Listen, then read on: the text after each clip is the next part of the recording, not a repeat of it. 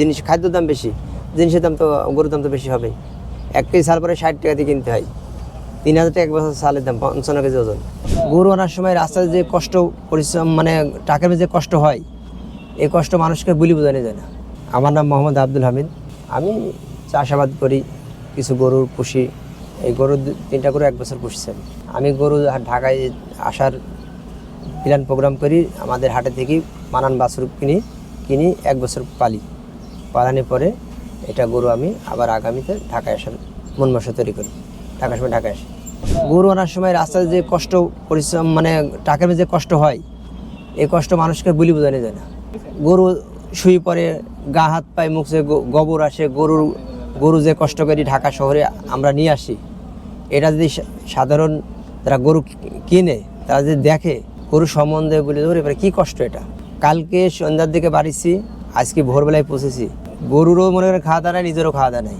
আসি গরুকে কোনো রকম, যেমন মানুষ নাস্তা করে চা পানি, ওরকম নাস্তা করার মতন করেছি। আজকে খালি তো গরু অসুস্থ হয়ে যাবে, আগামীকালকে গরুগুলো খাইতে দেবে। দুঃখ তো থাকেই, গরু পুষি আপনার ন্যায্য যেটা মূল্য সেটা পায় না ঠিক মতন।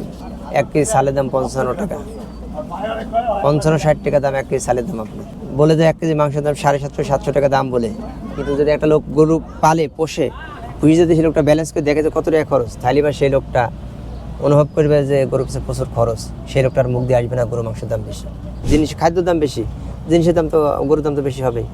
1 কেজি চাল পরে 60 টাকা দিয়ে কিনতে হয়, 3000 টাকা এক বছর চালের দাম, 55 কেজি ওজন। ওই চাল খাওয়া গরু তৈরি করতে হয়।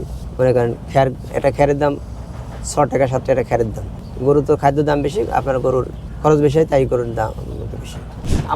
আমার গরু 3টা অনলি, 3টা গরু পুষেছি 1 বছর।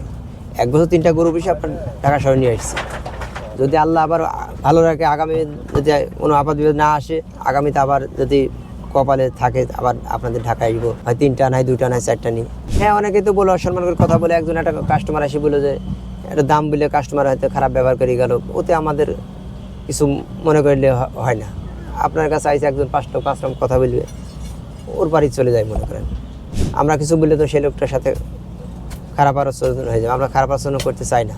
ভিনদেশি লোক যে যা বলছে সেভাবে মানিয়ে নিয়ে চলতে হয় আমাদের। আমার বাসা কুষ্টিয়া, মনে করেন এখানে এসে একজন হাতে একটা কথা বলে তার প্রতিবাদ করি, সেই লোকটা কষ্ট পাবে, তাদের দুটো মনোদ্বন্দ্ব হবে। মনোদ্বন্দ্ব আমরা চাই না। আমরা গরু বেচতেছি, সুষ্ঠু গরু বেশি বেচানো শেষ করে দিচ্ছি।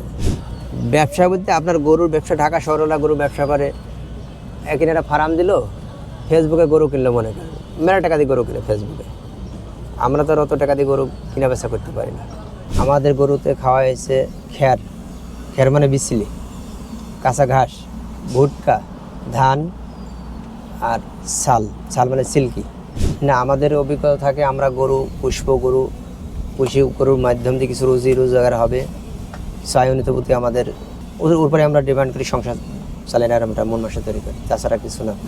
আমরা যতটুকু পুষি ততটুকু চাই, আমাদের চাহিদা ততটুকুই চাই। আমরা বেশি চাইলে তোমার পাবো না, খারাপ বেশি হয়তো বা পাই।